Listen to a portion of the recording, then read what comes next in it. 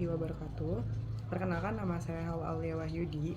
Di sini saya akan mempresentasikan hasil penelitian saya dengan judul Analisis Efektivitas Teknologi E-Learning dalam meningkatkan prestasi akademik. Adapun pembahasan yang akan saya bahas di sini yaitu yang pertama, pendahuluan, yang kedua, kajian pustaka, yang ketiga, metodologi penelitian, yang keempat, hasil dan pembahasan, dan yang kelima, kesimpulan.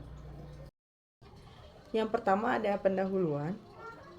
Perubahan proses belajar mengajar yang dapat dilakukan saat ini salah satunya yaitu dengan menggunakan teknologi yang ada, seperti memanfaatkan teknologi e-learning. E-learning di dunia pendidikan akan sangat membantu kebutuhan informasi yang dibutuhkan oleh penggunanya.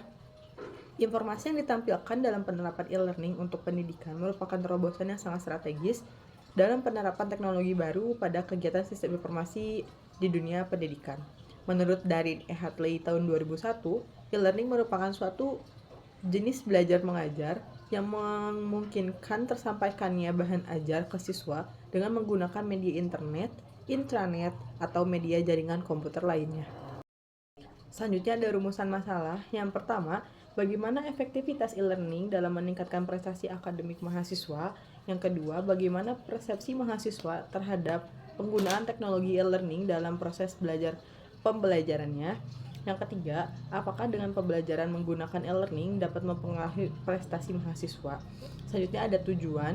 Yang pertama, untuk mengetahui sejauh mana teknologi e-learning dapat dianggap efektif dalam meningkatkan prestasi akademik mahasiswa. Yang kedua, untuk mengidentifikasi faktor-faktor pendukung atau penghambat dalam penerapan e-learning. Lalu selanjutnya ada kajian pustaka. Yang pertama ada definisi umum. Efektivitas pembelajaran menurut Masyhuri tahun 2014 merupakan sebuah tolak ukur seberapa baik suatu pekerjaan dilakukan. Artinya, suatu pekerjaan dianggap efektif jika diselesaikan sesuai dengan perencanaan, baik waktu, biaya, maupun mutunya. Yang selanjutnya, menurut Slameto tahun 2003, prestasi akademik adalah suatu usaha yang dilakukan seseorang untuk memperoleh suatu perubahan tingkah laku yang baru secara keseluruhan sebagai hasil pengalamannya sendiri dalam interaksi di lingkungannya. Selanjutnya yaitu ada studi literatur pada jurnal pertama dengan judul Efektivitas Media E-Learning terhadap peningkatan hasil belajar studi ini menggunakan desain true experience dengan one group present post-test design menghasilkan kelompok eksperimen memiliki skor post-test rata-rata 83,11, sedangkan kelompok kontrol memiliki skor rata-rata 70,22. Analisis uji T menunjukkan perbedaan yang signifikan antara dua kelompok dengan statis T 4,952 dan nilai P 1,8 E-05. Lalu, jurnal yang kedua dengan judul Pengaruh Penerapan E-Learning terhadap Prestasi Belajar Mahasiswa, Studi Kasus Mahasiswa Jurusan Akuntansi Fakultas Ekonomi dan Bisnis Universitas Syah Kuala. Hasil penelitian ini menemukan bahwa penggunaan e-learning memiliki efek positif pada prestasi siswa dalam belajar yang mengambil jurusan akuntansi di Fakultas Ekonomi dan Bisnis Universitas Syah Kuala. Yang selanjutnya di jurnal ketiga dengan judul Implementasi e-learning dalam meningkatkan performa akademik mahasiswa Ilmu Komunikasi Universitas Negeri Surabaya. Penelitian ini menunjukkan bahwa penerapan e-learning dalam sistem pembelajaran harus terus dievaluasi untuk memanfaatkan kemajuan teknologi untuk meningkatkan kinerja akademik mahasiswa. Nah, selanjutnya pada jurnal keempat dengan judul Meningkatkan Efektivitas Belajar Mahasiswa Menggunakan Pembelajaran E-Learning, hasil yang didapat pada penelitian ini menemukan bahwa efektivitas pembelajaran menggunakan e-learning dapat ditingkatkan baik oleh mahasiswa maupun dosen. Efektivitas dapat ditingkatkan dengan meningkatkan kualitas pembelajaran online, memberikan pengalaman belajar yang menarik, dan memastikan pembelajaran yang lengkap. Selanjutnya pada jurnal yang terakhir yaitu jurnal yang kelima dengan judul Analisis Tingkat Efektivitas E-Learning Management System atau LMS terhadap mahasiswa. Penelitian ini menggunakan metode user persona sebagai teknik elisitasi penting untuk memahami kebutuhan pengguna. Ditemukan bahwa user persona membantu meningkatkan elisitasi persyaratan untuk sistem LMS yang ada di universitas. Temuan ini dapat digunakan untuk meningkatkan fungsional sistem sesuai dengan kebutuhan pengguna. Yang ketiga ada metodologi penelitian. Metode penelitian yang digunakan dalam penelitian ini yaitu penelitian kuantitatif Jenis penelitian ini adalah penelitian lapangan, ditinjau dari permasalahan. Penelitian ini adalah penelitian deskriptif. Selanjutnya ada data penelitian. Dalam penelitian ini, penulis menggunakan data primer yang diperoleh langsung dari subjek penelitian. Data yang diperoleh langsung oleh peneliti di lapangan melalui responden dengan cara pemberian kuesioner kepada responden. Sasaran data pada data primer ini meliputi tanggapan responden mahasiswa Sistem Informasi Angkatan 2021. Selanjutnya ada subjek penelitian. Dalam penelitian ini, yang menjadi subjek penelitiannya adalah seluruh mahasiswa Sistem Informasi Angkatan 2021 sebanyak 100 orang. Penelitian mengambil sampel dari mahasiswa Sistem Informasi sebanyak 50 orang. Objek dari penelitian ini adalah analisis efektivitas teknologi e-learning dalam meningkatkan prestasi akademik mahasiswa Sistem Informasi Angkatan 2021. Teknik pengumpulan data yang dilakukan pada penelitian ini ada dua. Yang pertama itu studi pustaka. Pada penelitian ini, teknik pengumpulan data melalui studi pustaka selain menggunakan buku-buku, peneliti juga melakukan internet searching guna mendapatkan jurnal-jurnal ilmiah, teori-teori, penelitian-penelitian terdahulu, serta pendapat-pendapat yang ada relevannya dengan masalah yang diteliti. Selanjutnya kuesioner.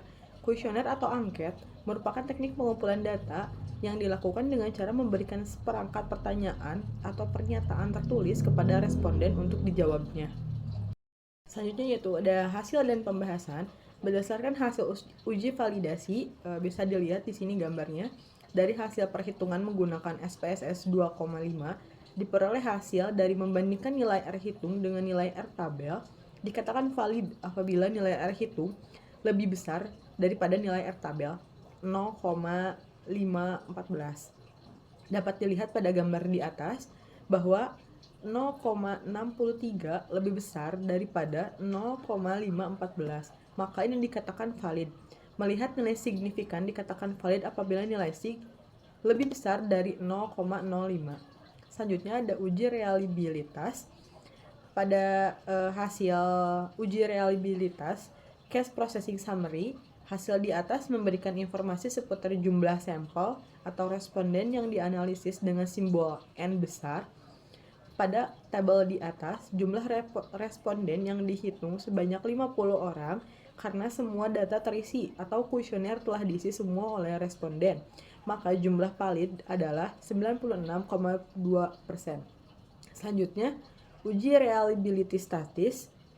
Bisa dilihat di sini tabel output kedua ini sebagai dasar dalam pengambilan keputusan apakah semua item pertanyaan dalam kuesioner reliable atau tidak. Jika dilihat dari gambar tabel di atas, ada kolom N of items yang artinya adalah banyaknya item atau butir pertanyaan angket. Dalam tabel berjumlah 7. Untuk angka atau hasil output dalam kotak merah menunjukkan nilai Crow-Batch alpha seluruh item adalah 0,806. Karena hasil output di atas lebih besar daripada 0,60, maka dapat disimpulkan semua item pertanyaan pada kuesioner di atas adalah reliable. Selanjutnya pada tabel item total statistik, terlihat hasil statistik uji reliabilitasnya. Untuk mengetahui apakah setiap item atau butir pertanyaan valid atau tidak, dasar keputusannya yaitu dapat melihat hasil uji di atas. Apabila hasil nilai Crow-Batch alpha lebih besar daripada 0,60, maka bisa dikatakan semua item tersebut reliable. Dari hasil output di atas, nilai yang Crow-Batch alpha dalam uji reliability statis sebesar 0,806. Jika dibandingkan dengan nilai R tabel, maka hasil yang didapatkan juga reliable. Karena nilai R tabel dengan jumlah nilai N sama dengan 50. Tabel distribusi nilai R tabel dengan disignifikasi 5% diperoleh dari nilai R tabel sebesar 0,279. Selanjutnya, kesimpulan dari penelitian ini yaitu berdasarkan analisis efektivitas e-learning dalam meningkatkan prestasi akademik mahasiswa, dapat disimpulkan bahwa penerapan e-learning memiliki dampak positif yang signifikan terhadap pencapaian akademis mahasiswa. Penelitian ini menunjukkan bahwa melalui platform e-learning, mahasiswa dapat mengakses materi pembelajaran secara fleksibel, meningkatkan keterlibatan dalam proses belajar, dan memperoleh akses lebih luas terhadap sumber daya pendidikan. Efektivitas e-learning juga tercermin dalam peningkatan kemampuan pemahaman konsep, interaksi antar manusia, dan keterampilan berpikir kritis. Oleh karena itu, integrasi teknologi e-learning menjadi strategi yang efektif dalam mendukung peningkatan prestasi akademik mahasiswa, menciptakan lingkungan pembelajaran yang dinamis, dan mempersiapkan mereka untuk menghadapi tuntutan dunia pendidikan yang semakin maju. Berdasarkan hasil uji validasi dan uji reliabilitas, diperoleh hasil dari pembandingan nilai R hitung dan R tabel dikatakan valid apabila R hitung lebih besar daripada nilai R tabel. Dapat dilihat pada hasil uji di atas bahwa nilai Crombie et al. Pada dalam uji reliability statistik sebesar 0,806 jika dibandingkan dengan nilai R tabel, maka hasil yang didapatkan juga reliable. Pada tabel distribusi nilai R tabel dengan nilai signifikan 5% diperoleh nilai R tabel sebesar 0,279. Mungkin cukup sekian presentasi dari saya. Mohon maaf apabila ada kesalahan. Wabillahi taufiq wal hidayah. Wassalamualaikum warahmatullahi wabarakatuh.